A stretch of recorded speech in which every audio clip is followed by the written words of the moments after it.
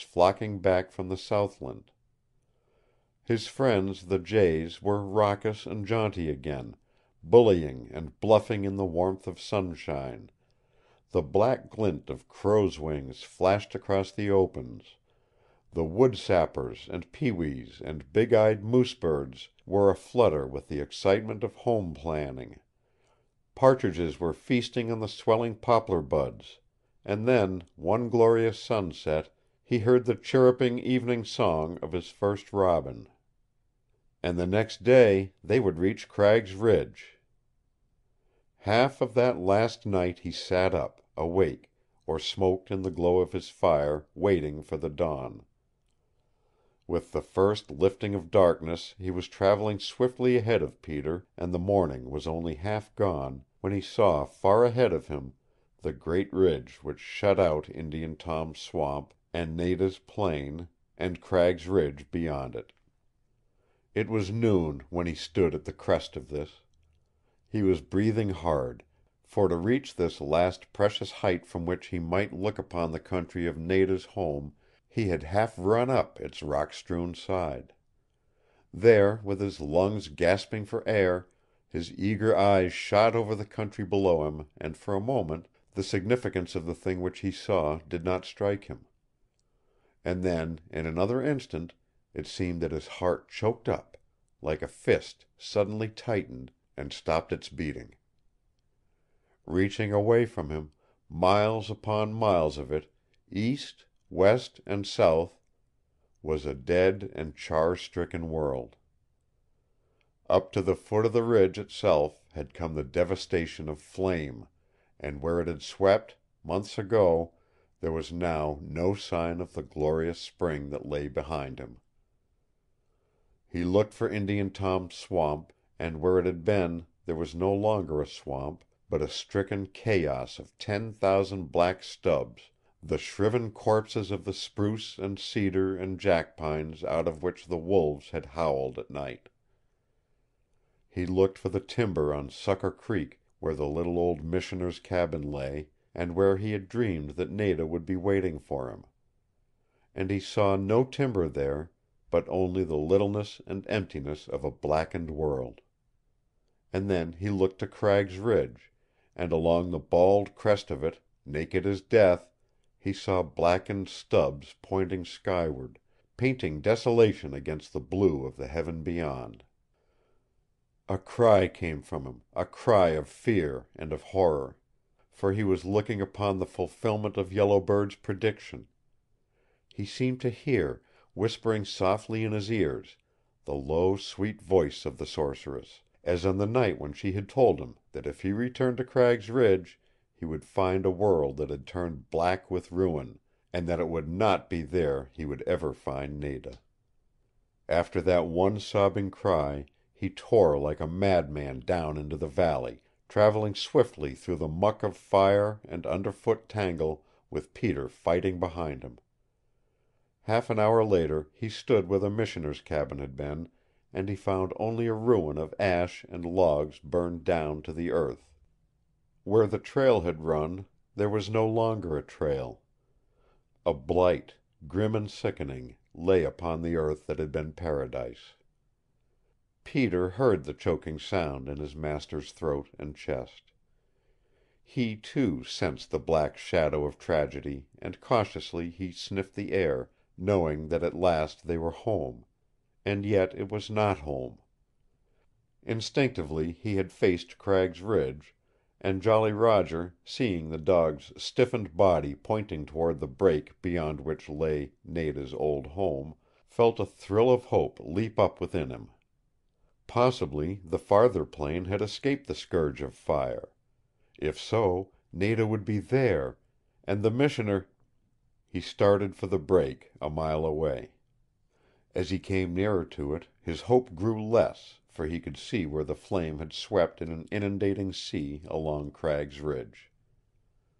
They passed over the meadow where the thick young jackpines, the red strawberries, and the blue violets had been, and Peter heard the strange sob when they came to the little hollow, the old trysting place where Nada had first given herself into his master's arms.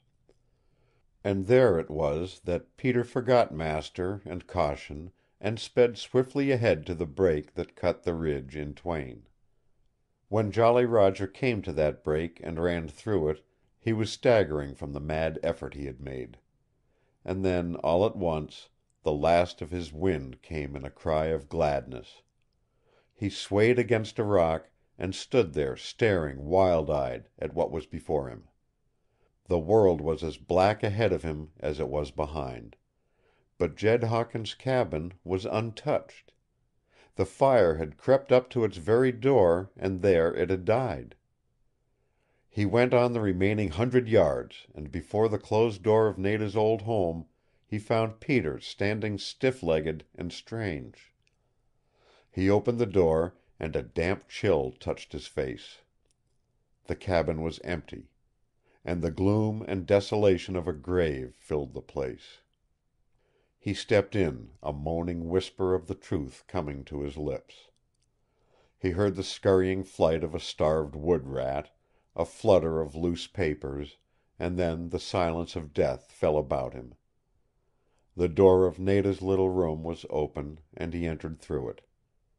The bed was naked, and there remained only the skeleton of things that had been.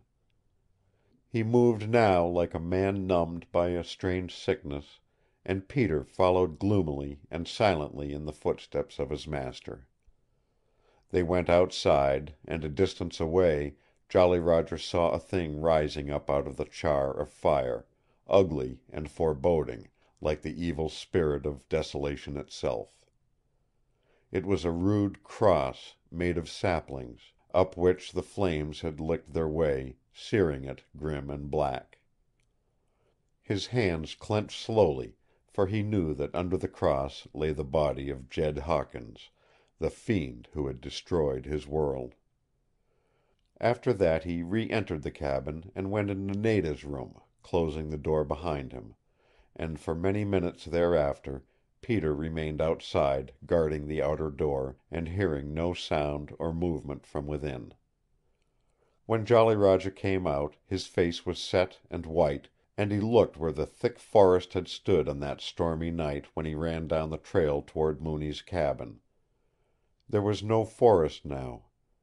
But he found the old tie cutter's road, cluttered as it was with the debris of fire, and he knew when he came to that twist in the trail where long ago Jed Hawkins had lain dead on his back. Half a mile beyond he came to the railroad.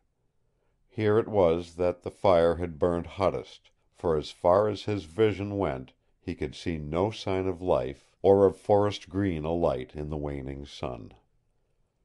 And now there fell upon him, along with the desolation of despair, a something grimmer and more terrible, a thing that was fear.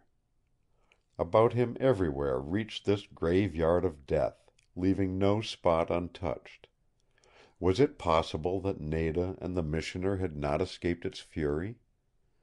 The fear settled upon him more heavily as the sun went down and the gloom of evening came, bringing with it an unpleasant chill and a cloying odor of things burned dead. He did not talk to Peter now. There was a lamp in the cabin and wood behind the stove, and silently he built a fire and trimmed and lighted the wick when darkness came. And Peter, as if hiding from the ghosts of yesterday, slunk into a corner and lay there unmoving and still. And McKay did not get supper, nor did he smoke, but after a long time he carried his blankets into Nada's room and spread them out upon her bed.